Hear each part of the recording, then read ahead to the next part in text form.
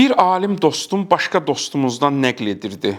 O deyirmiş, mənə hər hansı bir vaxtda, günün hər hansı bir vaxtında telefonuma zəng gələndə mən sevinirəm. Hətta tanımadığım nömrədən də. Niyə? Niyə sevinirmiş o dostum? İki səbəbə görə. Bir, kiminsə mənə işi düşüb və mən bacardığım qədər o insanın işini həll edəcəm, işinə yarayacam və bu məni sevindirəcək. Hətta mənə zəng edən adam mənə bu cür işi düşüb, sadəcə məndən danışmaq istəyir, səsimi eşitmək istəyir. Məndən hansısa bir problemini sadəcə bölüşmək istəyir. İnsanlar bəzən sadəcə adi bölüşməyə ehtiyac duyurlar. Onun səndən maddi umacağı yoxdur. Mənəvi dəstəyə ehtiyacı var. Birinci sevincin səbəbi budur. İkinci səbəb, mənim dostum deyirmiş, mənim özümün ehtiyacım var insanlarla söhbətə. Kimsə mənə zəng vurursa, mən sevinirəm ki, kiminləsə söhbət edəcəm, ünsiyyət quracam. Əzizim, insan ünsiyyət sözündəndir, üns sözündəndir. Ünsiyyətsizlik insanı depressiyaya salır. Bacardığımız qədər təmaslarımızı çoxaldaq. İnsanlarla, dostlarımızla, yaxınlarımızla, qohum əqrabalarımızla